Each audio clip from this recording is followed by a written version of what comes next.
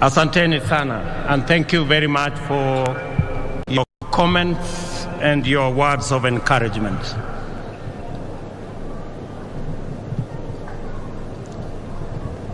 To the people of Kenya, this is a momentous occasion for our country. Our politics and our elections have never failed to be emotive, engaging, and dramatic. The most recent installment, however, showcased our most exemplary democratic performance. This day comes on the back of a peaceful election following an intense issue-based campaign in which major coalitions made up of strong political parties canvassed their agenda and took it for examination by the people of Kenya. The Independent Electoral and Boundaries Commission stewarded a transparent and credible election whose result faithfully reflects the democratic will of the people of Kenya. Dissatisfied parties exercised their right to petition before the Supreme Court, whose proceedings and determination not only gave comfort to the doubtful, but also restored faith in our electoral and judicial institutions. Many countries aspire to have moments like this, and we as Kenyans should not take ours for granted. This is the third election under the Constitution of Kenya 2010 and the second peaceful transition. We have had a robust conversation about this moment and what it demands of us. And we have sought to answer the question whether this is a constitutional moment or an economic moment. In this process, we have demonstrated the maturity of our democracy, the robustness of our institutions, and the resilience of the Kenyan people. My competitors and I mobilized vigorously to offer the citizens of Kenya the most appealing agenda as well as the best roadmap to achieving it. I remain firm in the conviction that both sides in the last election did their best to present a pathway to actualize the people's aspirations. The just concluded election was a choice between competing ideas towards the Kenya we want. Elections and democracy entail unifying competition, not divisive rivalry. The performance of our security services, the performance of the IEBC and the judiciary was put to severe test. By and large, these institutions lived up to our expectations.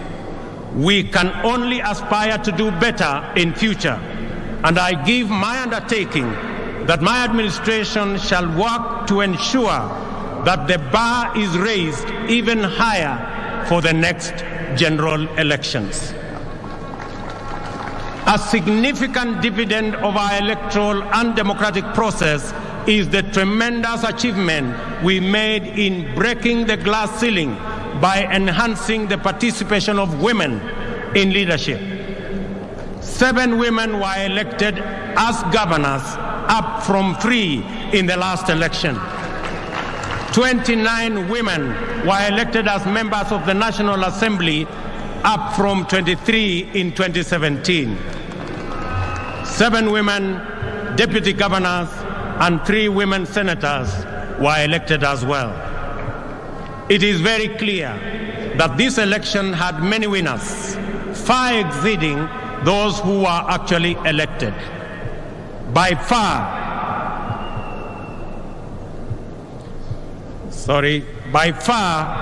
the largest winners of this election is the people of Kenya.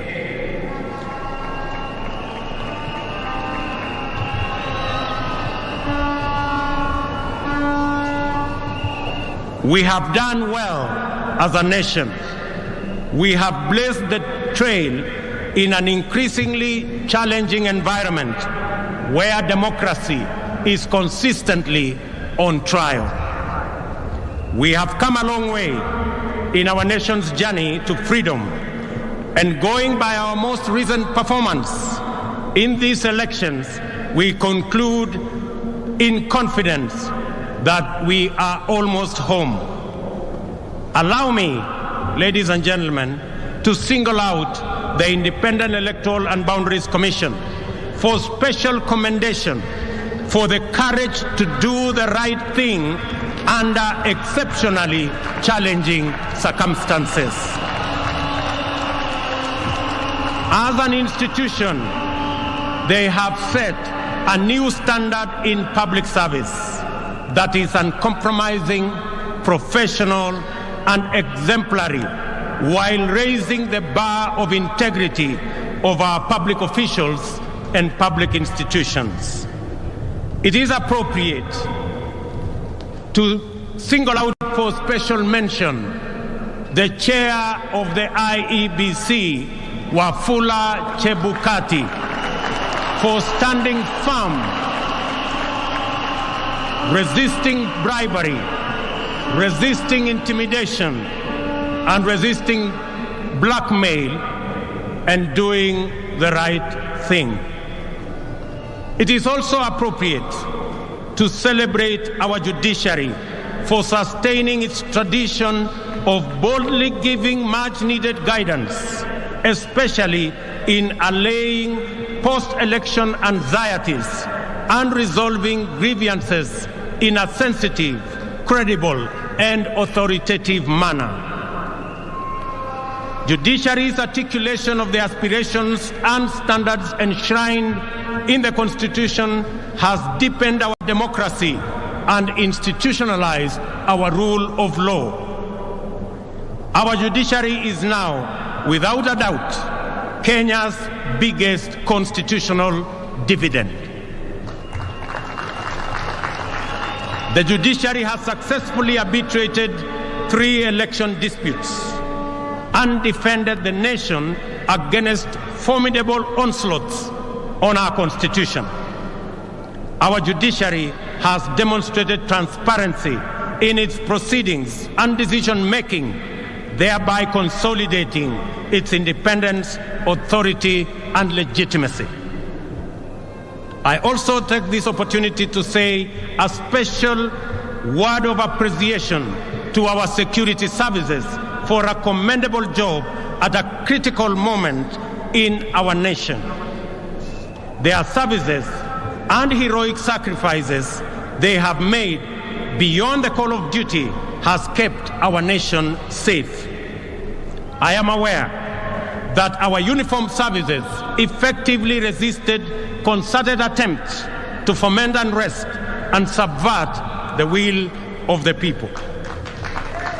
My special commendation also goes to all our candidates who contested various positions. Their participation enhanced competition and enriched public debate that underpins democratic choice. Special recognition goes to my worthy competitor and friend, the Honorable Raila Amolo Odinga, and his running mate, the Honorable Martha Wangari Karua, and all the other candidates who mounted a vigorous and determined campaign. I assure them that their supporters will be my constituents. I will work with all Kenyans, irrespective of who they voted for.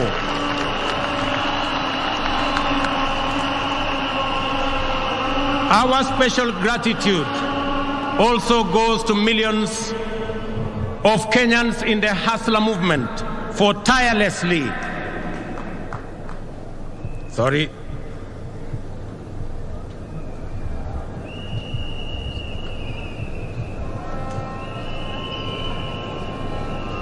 Very good. Very good.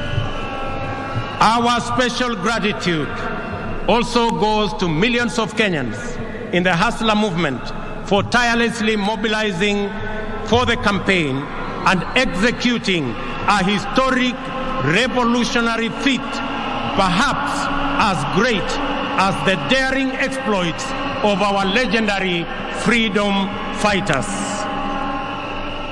This includes all our campaign volunteers, agents, mobilizers, and those who contributed whatever they could in whatever form to keep the movement going. I also appreciate our religious community and institutions for their support, their prayers, and encouragement. I commend the church in particular, and in equal measure the Islamic religious leadership, for their considerable support to us and our campaign. We also appreciate them for continuously exploring avenues for interfaith understanding and solidarity, which have gone a long way to enhance tolerance and cohesion in Kenya.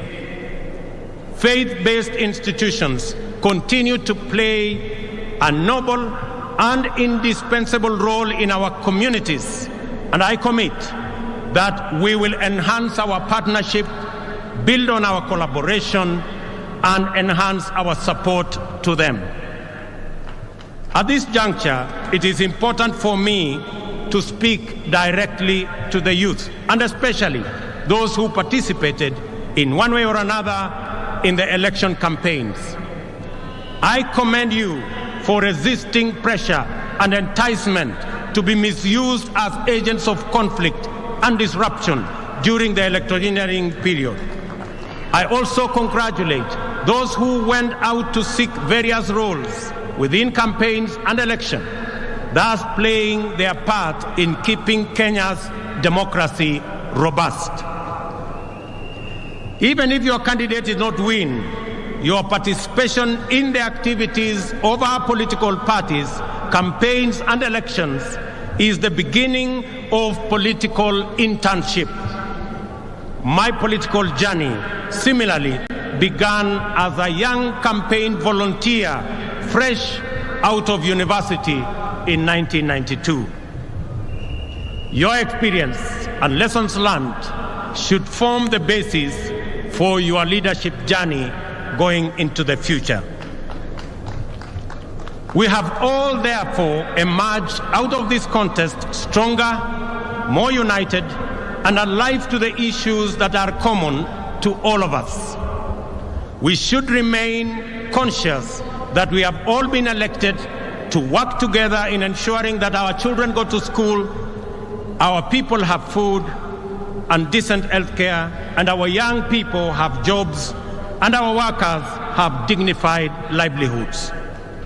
For we believe strongly that every hustle matters. Dreams and ambitions live in the hearts of Kenyans who struggle daily against daunting odds, often with nothing except stubborn hope. Some succeed, others fail, while others also do not even get a decent chance. Before the nation and the world today, I stand with great humility and profound joy as a living testimony that with faith in God, willingness to work hard, and a commitment to a vision, dreams can become reality in the fullness of time. I promise to throw open every door of opportunity and to keep every door open until success stories become the norm rather than the exception, and urge all other leaders to do the same so that we can together expand opportunity and chance for many of our citizens. Ladies and gentlemen, we should consolidate our success in the just concluded elections and enhance the capacity and performance of our governance institutions. The innovative deployment of technology to secure election results has been the Electoral Commission's pioneering breakthrough.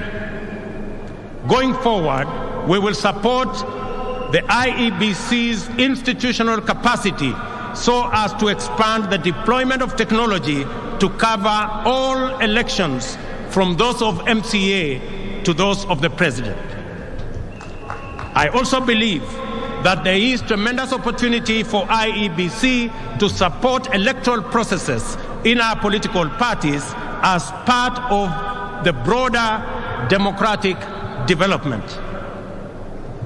To consolidate the place of the judiciary in our constitutional and democratic dispensation, my administration will respect judicial decisions while we cement the place of Kenya as a country anchored on democracy and the rule of law. Our campaign for financial independence of the judiciary has paid off with the implementation of the Judiciary Fund on July 1 this year. My administration will scale up the budgetary allocation to the judiciary by an additional 3 billion shillings annually for the next 5 years. These resources will support the bottom-up scaling of justice by increasing the number of small claims courts from the current 25 to 100. We will also work with the judiciary to build high courts in the remaining 7 counties and magistrates' courts in the remaining 123 sub-counties, and support their ongoing digitization program. These interventions will empower the judiciary to adjudicate and expeditiously conclude corruption cases, commercial disputes, and all other matters, thereby enhancing access to justice and efficiency in our judiciary.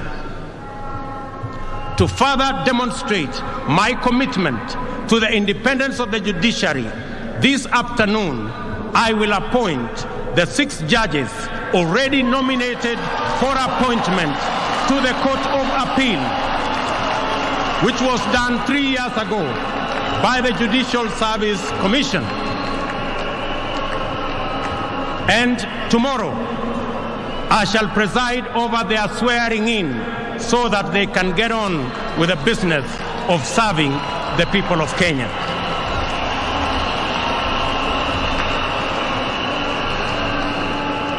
As required by Article 245 of the Constitution, the Inspector General of Police is mandated to exercise independent command over the National Police Service. The service's operational autonomy, however, has been undermined by the continued financial dependence on the office of the President. This situation is going to change. As I address you,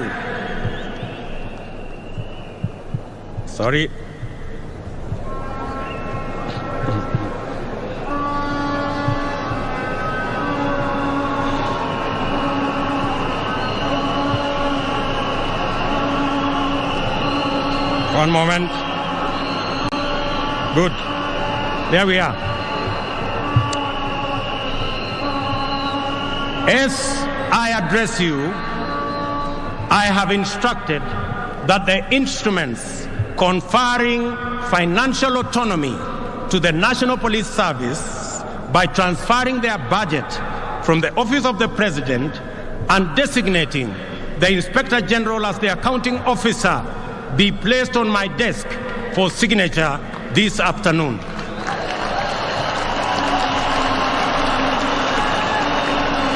Financial independence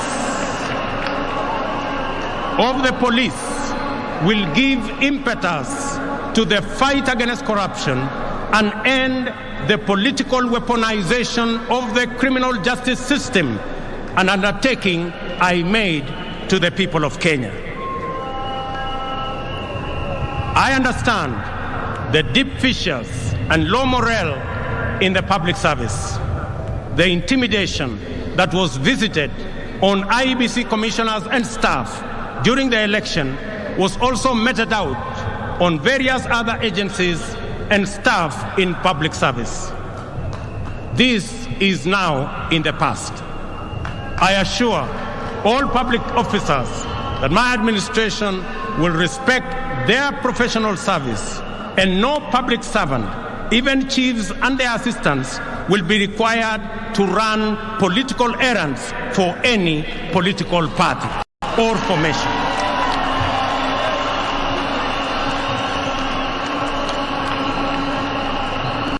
Ladies and gentlemen, we anchored our campaign on the platform of the economy premise on job creation and the well-being of the people of Kenya, and we have been working continuously on the measures to bring down the cost of living. Our people are confronted daily with increasingly unaffordable prices, especially food and transport. In our economic forums across the country, during the campaign, citizens consistently shared their anxiety, their pain, and their fury on this matter. It therefore calls on us for urgent and decisive resolution. The interventions in place have not borne any fruit. On fuel subsidy alone, the taxpayers have spent a whopping 144 billion, 60 billion in the last 4 months alone. If the subsidy continues to the end of the financial year, it will cost taxpayers 280 billion, equivalent to the entire national government development budget.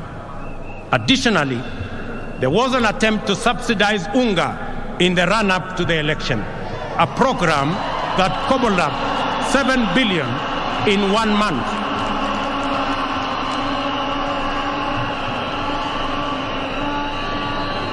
In addition to being very costly, consumption subsidy interventions are prone to abuse. They distort markets and create uncertainty, including artificial shortages of the very products they seek to subsidize. The cost of living challenges are related in our respectful submission to production. Our strategy to bring down the cost of living is predicated on empowering producers. The forecast for maize harvest this year is below 30 million bags against a normal production of 40 million bags. The main cause of the decline in production is the high cost of farm inputs. Our priority intervention, therefore, is to make fertilizer, good quality seed, and other agricultural inputs affordable and available. For the short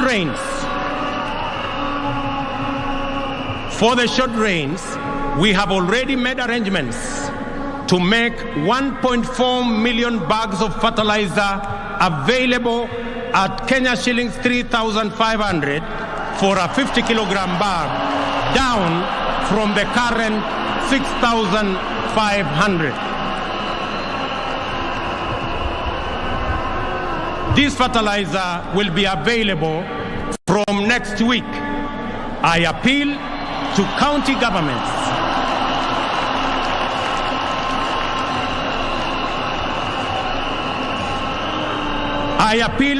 governments in eastern, central, and western regions, where we are expecting short rains, to work with us in making sure that this fertilizer is available to all farmers in that region so that we can begin the journey to increase our food production initiatives.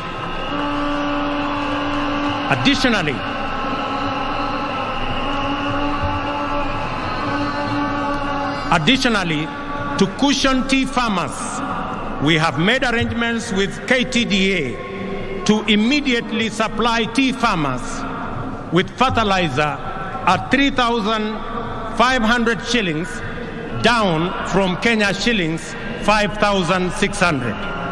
This is our initial intervention We will be doing more in the medium term and in the long term.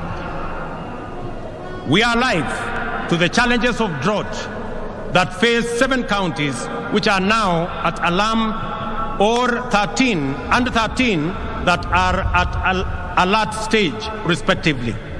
We are determined to ensure that no county slips into emergency phase, and will coordinate with county governments, which are the first line of our response.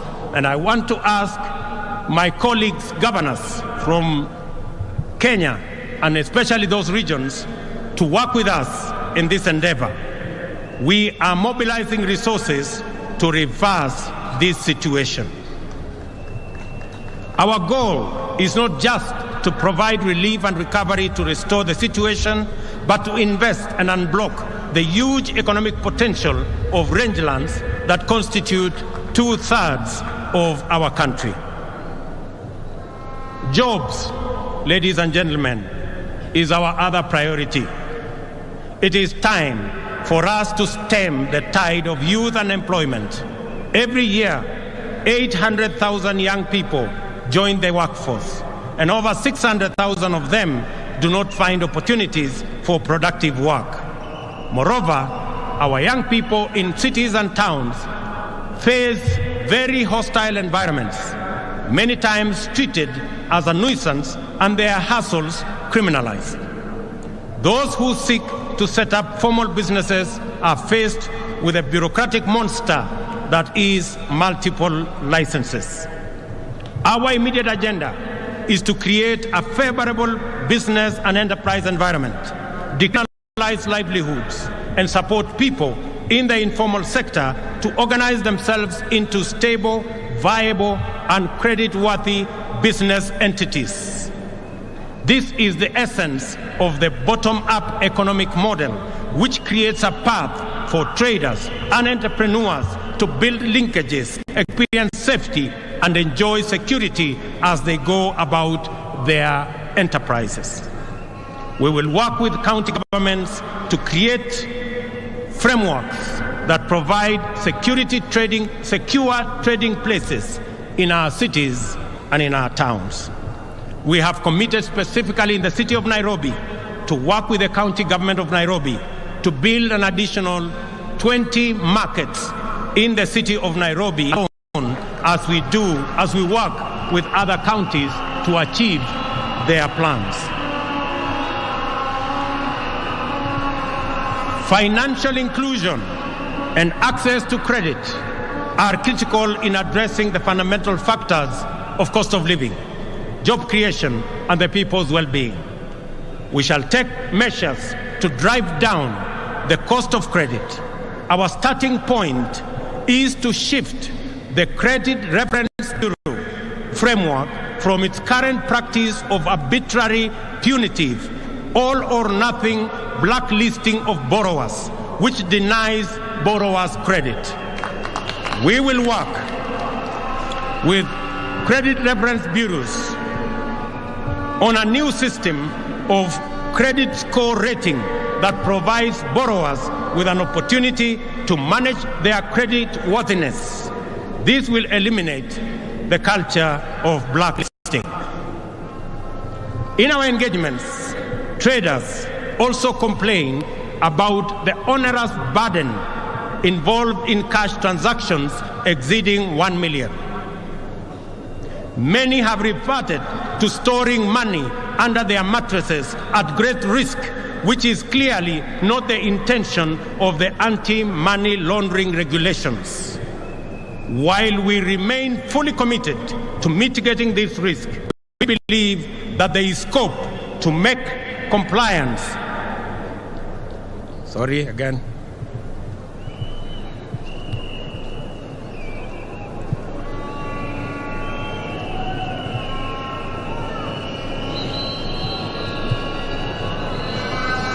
Very good.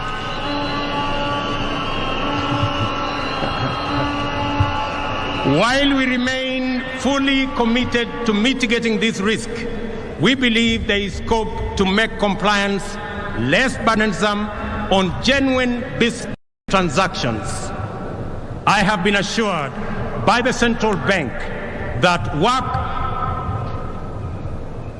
is ongoing on how to ease this burden without compromising the security of our financial system.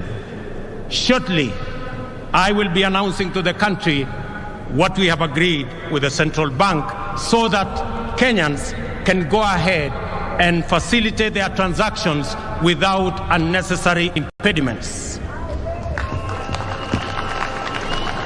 Ladies and gentlemen, we shall implement the Hustler Fund, dedicated to the capitalization of micro, small, and medium enterprises through chamas, SACCOs, and cooperatives to make credit available on affordable terms that do not require unnecessary collateral. To implement all these interventions, we shall establish a Ministry of Cooperatives and SME Development, mandated to ensure that every small business has secure property rights, access to finance, and a supportive regulatory framework. Furthermore, to deal with the huge challenge of youth unemployment, we will roll out our social and affordable low-cost housing program, an average of 250,000 units every year. This will create opportunities in the entire job market.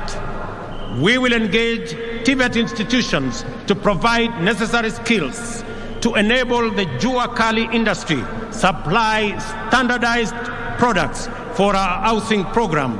We will leverage on our competitive advantage in the leather and textile industry to roll out our labor-intensive agro-processing industrialization program. This will start in Naivasha Industrial Park and Dongokundu Industrial Park. This afternoon, I will be issuing instructions for clearing of goods and other attendant operational issues to revert to the Port of Mombasa, as I made a commitment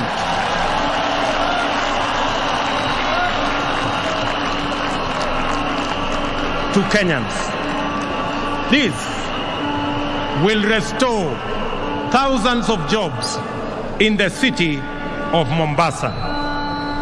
Ladies and gentlemen, we must stabilize our public finances. This year, we will spend 60% of our revenues to service our debt. We are faced with Kenya shillings 60 billion in pending bills for goods and services supplied to government. Clearly, we are living beyond our means. This situation must be corrected. I am aware that many individuals, families, and their businesses have been driven to ruin and forced to shut down over government unpaid bills. We shall give priority to the expeditious resolution of our pending bills so that the government can meet its obligation and facilitate better economic performance. In the coming weeks, we shall advise government creditors on the mechanisms for the resolution of their outstanding payments. We are committed to ensuring that they are paid in the shortest time possible.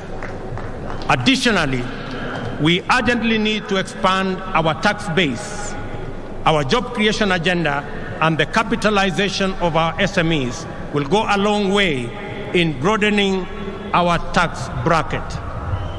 We will make KRA more professional, responsive, and people-friendly. I urge taxpayers to respond by undertaking their patriotic duty and pay their taxes. In furtherance to this, oversight institutions such as the Auditor General and the Controller of Budget will be adequately funded to execute their mandates. On the matter of gender parity, I am committed to the two-thirds gender rule as enshrined in our Constitution. We will work with Parliament to to fast-track various legislative proposals and establish a framework that will resolve this matter expeditiously, as I promised in our manifesto. The participation of women in our governance does not make us lesser, it makes us greater. And their role can no longer be nominal, it must be substantive. Ladies and gentlemen, our health agenda is premised on fundamental reform in the way health is financed and provided. We shall reform the National Insurance Fund to make it a social health insurance provider, improve procurement of medical supplies, deploy an integrated, state-of-the-art health information system, and most importantly, provide adequate human resources at all levels. Contributions to the National Hospital Insurance Fund will now be graduated and will depend on people's income. There is a robust conversation, ladies and gentlemen, in the country on education, and in particular, the implementation of CBC curriculum. Public participation is critical in this matter. I will establish an education reform task force in the presidency, which will be launched in the coming weeks. It will collect views from all players in line with the constitutional demand of public participation, and we are particularly alive to the anxieties of parents on the twin transition of the last 844 class and the first CBC class in January next year. I assure all that there will be a solution to the matter before then.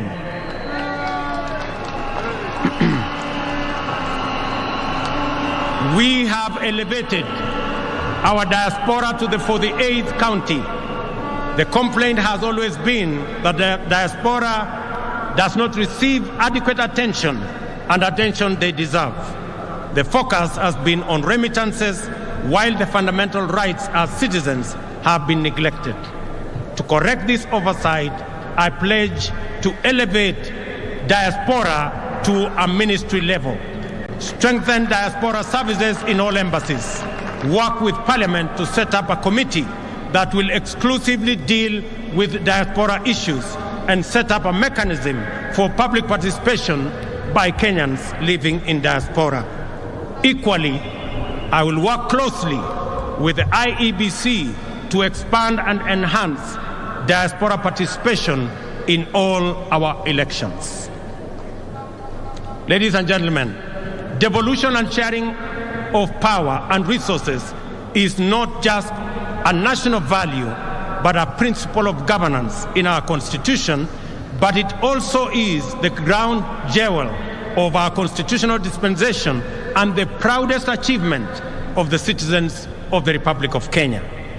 Every part of our country has experienced the positive impact of this invaluable institution, and Kenyans yearn for better performance of all our devolved units. One of the best ways of accelerating national development is through collaboration with county governments. As Deputy President, I witnessed firsthand the tremendous potential of intergovernmental synergy and look forward to scaling up our capacity to harness these bountiful possibilities. Because of this realization, I have no hesitation in accelerating the transfer of outstanding functions to counties together with the attendant resources. To promote budget efficiency and minimize disruptions and delays in devolved service delivery, my administration commits to take necessary measures to secure the timely disbursement of revenues allocated to county governments. The success of devolution depends on sound intergovernmental relations. There is a template which incorporates lessons from successes as well as failures in past engagements, and we stand a stronger chance of making devolution work better. Kenya will continue ladies and gentlemen, to be a dedicated partner to peace, security, and prosperity of East Africa region. We look forward to deepening our integration. We welcome our newest member, the DRC, whose entry now extends our region from the Indian Ocean to the Atlantic. Kenya is fully committed to the implementation of the East African Community Treaty and its protocols of free movement of people, goods, and services. Equally important is our commitment to the full actualization of the Africa Continental Free Trade Area. Ladies and gentlemen, Kenya will continue playing its role in international diplomacy at the bilateral and multilateral levels, appreciating that we are host to major international agencies, including the United Nations. I commit on the peace initiatives in our country, in our region, including both in Ethiopia and in the Great Lakes region. I have asked my elder brother, President Uhuru Kenyatta, who has done commendable engagement with those regions, and he has graciously agreed to continue chairing those discussions on behalf of the people of Kenya. I have committed that the government of Kenya, and myself in particular, will support those initiatives that will be chaired by President Uhuru Kenyatta. And I want to thank you, Your Excellency, for graciously agreeing to support us and to help me in those interventions. Among the central concerns of my government will be climate change. In our country, women and men, young people, farmers, workers, and local communities suffer the consequences of climate emergency. It is not too late to respond. To tackle this threat, we must act urgently to keep global heating levels below the 1.5 Celsius, help those in need, and end addiction to fossil fuels. Africa has the opportunity to lead the world. We have immense potential for renewable energy. Reducing costs of renewable energy technologies make this the most viable energy source. Kenya is on transition to clean energy that will support jobs, local economies, and sustainable industrialization. In Kenya, we will lead this endeavor by reaffirming our commitment to transition to 100% clean energy by 2030. We call on all our brothers and sisters in our continent to join us in this journey. As members of the international community, we shall support a successful climate summit in Africa in November by championing delivery of finance and technology needed for Africa to adapt to climate impacts, support those in need, and manage the transition. My administration is ready to work with global partners to fight pandemics and other health emergencies. We are also committed to promoting Kenya's vigilance and efficacy in responding to emerging public health challenges. We stand ready to play our role in the collective effort to keep the public safe. I call upon countries that have developed vaccines to make them available to us. Ladies and gentlemen, my government commits to create a business-friendly environment, eradicate barriers that hamper business development and growth, and make Kenya one of the most compelling and attractive business destinations. We are an open, democratic society founded on freedom and justice. We take pride in receiving visitors and offering them our legendary hospitality. Kenya is a land of immense natural beauty and unforgettable delights. Ladies and gentlemen, I stand here on my day one as president, I make a commitment that in the days ahead, I will make pronouncements that are going to better define the trajectory of my administration. I promise to make every Kenyan proud and to ensure the economic well-being of all of us. Without exception, ladies and gentlemen, I want to thank you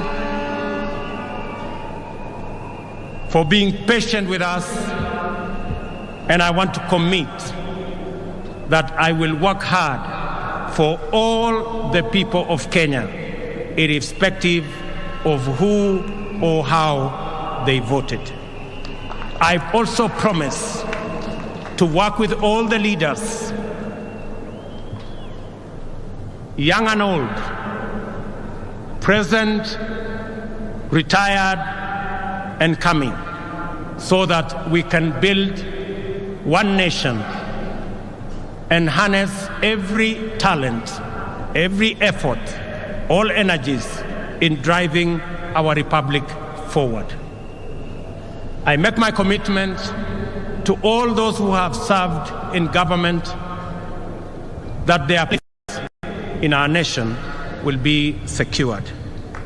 To our friends in our region, in Kenya, you have a reliable partner, and we look forward to building on the success of the leaders who came ahead of us. God bless you. God bless Kenya. May the very good Lord bless all of us. Asanteni sana na Mungu awabariki. Tusimame sote kwa wimbo wa taifa. Niombe tutulie kwa wimbo wa taifa, na baada ya wimbo wa taifa nitaomba sote tubaki tumesketi kwenye dais.